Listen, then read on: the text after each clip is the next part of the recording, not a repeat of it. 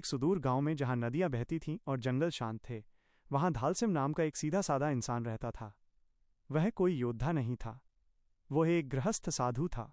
उसकी दुनिया बहुत छोटी थी, उसकी पत्नी सैली, उसका नन्हा बेटा दत्ता और उसका ईश्वर। धालसिम का मानना था कि किसी को चोट पहुंचाना पाप है।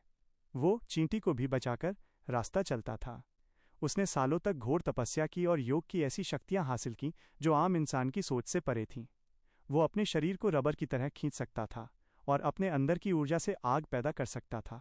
लेकिन उसने कसम खाई थी, मैं इन शक्तियों का इस्तेमाल कभी किसी को मारने के लिए नहीं करूंगा। तभी वक्त ने एक भयानक करवट ली। धालसिम के गांव में सूखा पड़ गया।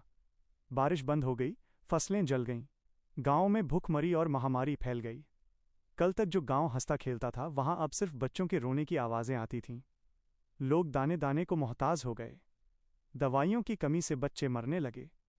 धालसिम ने अपनी आंखों के सामने अपने गांव के बच्चों को दम तोड़ते देखा। उसने देखा कि उसका अपना बेटा दत्ता भी भूख और बीमारी से तड़प रहा है। वो भगवान के सामने रोया, लेकिन आसमान से मदद नहीं बरसी। उसे समझ आ गया कि सिर्फ प्रार्थना से पेट नहीं भरेगा।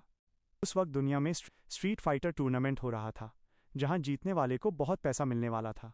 धालसिम के सामने दो रास्ते थे। एक, अपने अहिंसा के उसूलों पर टिका रहे और अपने परिवार को मरते हुए देखे।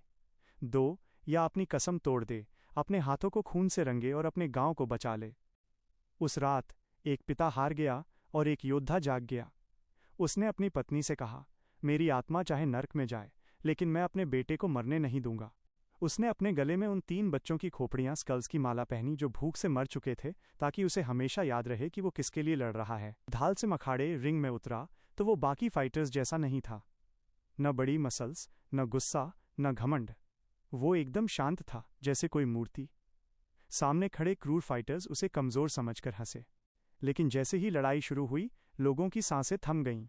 जब दुश्मन ने घूंसा मारा तो धालसिम का शरीर पीछे मुड़ गया। जब दुश्मन ने भागने की कोशिश की तो धालसिम के हाथ 10 फीट लंबे होकर उसे जकड़ लेते। और जब दुश्मन ने उसे मारने की कोशिश की तो धालसिम के मुंह से निकली योगा फायर, योगा फायर। ये सिर्फ आग नहीं थी, ये उस पिता का गुस्सा और तड़प थी जो अपने बच्चे को बचाने आया था। उसने सबको हराया। उसने शैतानों को धूल चटा दी।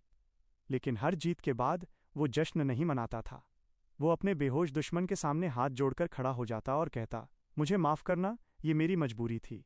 टूर्नामेंट जीतकर उसे जो पैसा मिला, उसने अपने लिए 1 रुपया भी नहीं रखा। उसने सारा पैसा अपने गांव भेज दिया। दवाइयां आईं, खाना आया और गांव फिर से जी उठा। उसका बेटा ठीक हो गया। धालसिम आज भी दुनिया का सबसे खतरनाक फाइटर माना जाता है।